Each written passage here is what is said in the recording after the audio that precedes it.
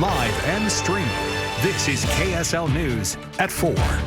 A mega data center could be approved in just days here in Box Elder County. Much of the developers' focus is on the need to catch up with China when it comes to AI and cloud computing and the needs for the military.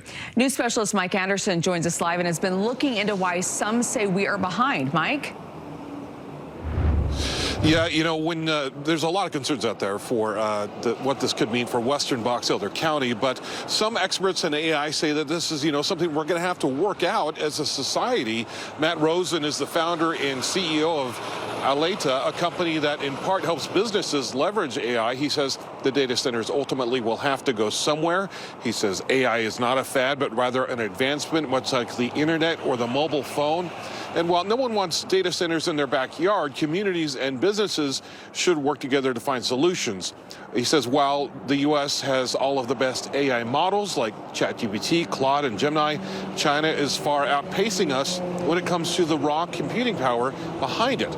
They don't have the environmental issues or regulations to deal with.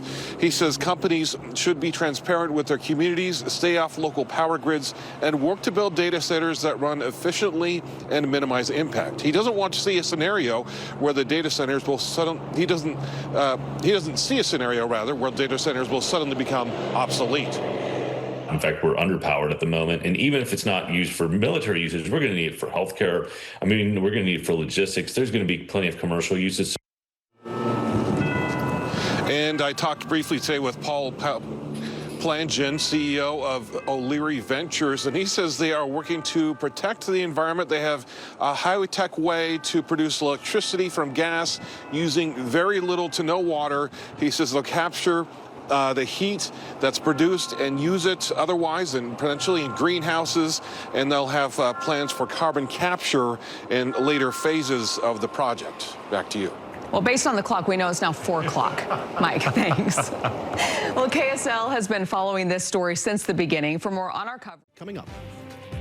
Big concerns for a mega data center that could come to Box Elder County. Why some AI experts say this is something that will have to go somewhere. It should our system of government. A lot of big concerns tonight over the chance that the world's largest data center in size could be coming to Box Elder County. News specialist Mike Anderson has been digging into this week to see what this all means. Mike, what have you found out? Yeah, well, we may have the world's best models in AI when it comes to Claude and ChatGPT, but, there's reason to believe we should catch up, according to a consultant that I talked to. We're far behind in computing power, he says, and infrastructure and hardware. And, right now nobody wants data centers, but he says that AI is quickly becoming a part of our everyday lives. There are plenty of valid questions and concerns about putting a 9-gigawatt, 40,000-acre data center out here. But some say in general, it will need to happen somewhere. Ultimately, as a society, I'm an optimist. I feel like AI is going to make our lives better in a lot of ways. But Matt Rosen admits there will be some hurdles. He's the CEO and founder of Aleta, a digital consulting firm. He says the challenge in competing with China, the government there gets what they want. They just have a larger power supply than we do. They're using solar faster than we are. They don't have the same regulations we do. And while a whole lot of people are worried, Governor Spencer Cox said today there's a national security risk, and we have to keep up. This whole idea of being rushed, I'm so tired of our country taking years to get stuff done. It's the dumbest thing ever. We think that taking time makes things better or safer. It absolutely does not. You get a chance to give your feedback and then decisions get made. Rosen says ultimately corporations and communities will need to work together. And so if I'm kind of hearing everything right, it's not going away. Maybe we all need to figure out a way to make it work. Exactly. That's my message. This is like the internet. This is like the mobile phone, and it's coming faster than any of those waves before it.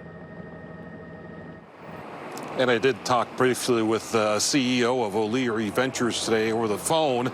He says that they have the technology to produce their power for the data center from natural gas without using water, very little to no water. He says the emissions will be capped by EPA standards and that they have plans for carbon capture in later phases of the project. Mike Anderson, live at 5. All right, Mike, thank you. The first commercial flight from the United States to Venezuela.